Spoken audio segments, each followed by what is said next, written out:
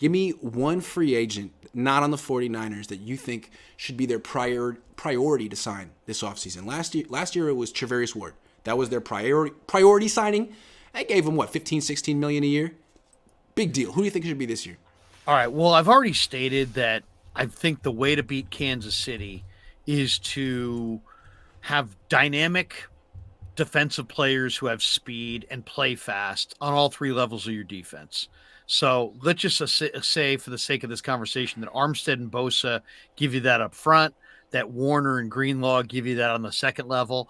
I'm looking for an impact guy in my secondary who is, can run and hit and make a huge impact in my secondary. And I'm taking CJ Gardner-Johnson away from the Eagles. That's the guy that I want. He can play the slot corner. He can play free safety. You have injuries, and guess what? You do have injuries. It's football. You can move that guy around. He can literally, he's like Jimmy Ward. He seriously is Jimmy Ward. He can play every spot in the secondary. He's a dog. The guy shows up. You saw that hit on Isaiah Pacheco. That was like Ronnie Lott against Ickey Woods. For those of you who are too young to have seen Ronnie Lott blow up Ickey Woods in Super Bowl 23, you saw it last night. That was it. It was CJ Gardner-Johnson on Isaiah Pacheco. He starched him. That's the guy they need.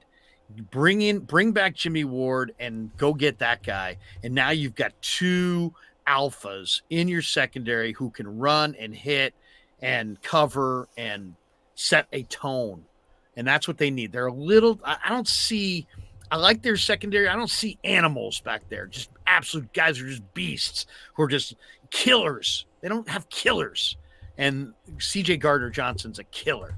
And so is Jimmy Ward. So that's what I want. I want Jimmy Ward back off the free agent list. And I want CJ Gardner-Johnson.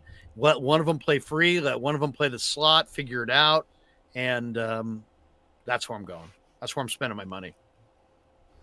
I like it. I like it very much. I'm focused on offensive line, though. We've been talking about defense being a little overrated.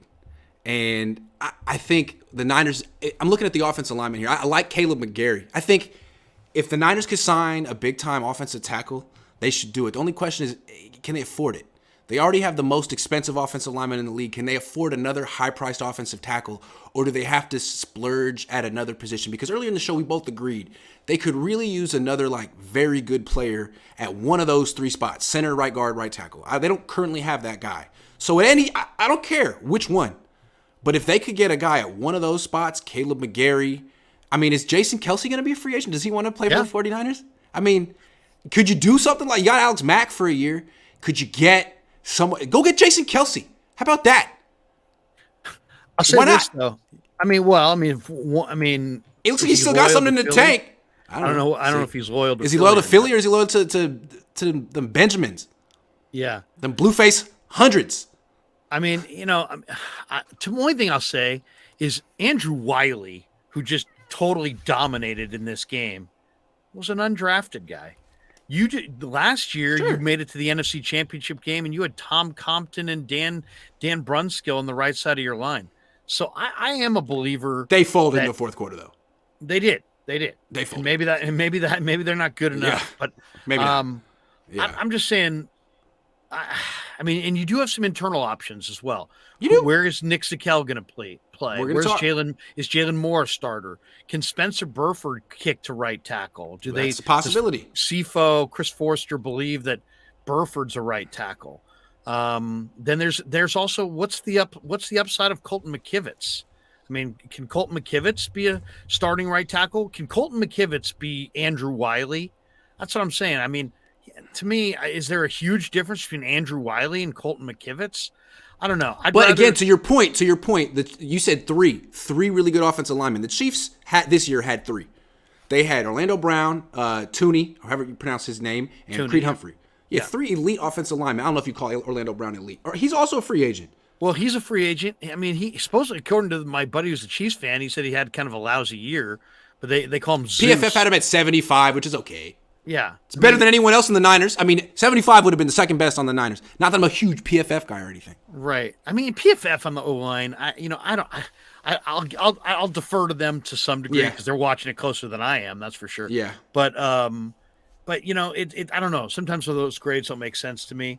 I definitely think the Niners need to upgrade the offensive line, but I also think they've got some. Unlike going into last year where they had very little quality depth, I think they do have some quality depth. I like Sakel. I like Poe. I like Moore. I like their depth. I like I like their McKivitz. depth. And some combination of those guys can still be on this roster, in my Sure. opinion. But Yeah. they need a monster. They either need a monster right tackle or a center who's just gives you a lot more power. I like Brendel. I think he's smart and I think he's quick. But Free agent. he's a free agent. He was a Pro Bowl alternate. It's going to make some money. O-line players we've talked about many times, Grant, really bad around the league. I think McGlinchey and Brendel get priced beyond what Parag and the Niners want to pay, and I think they're both walking.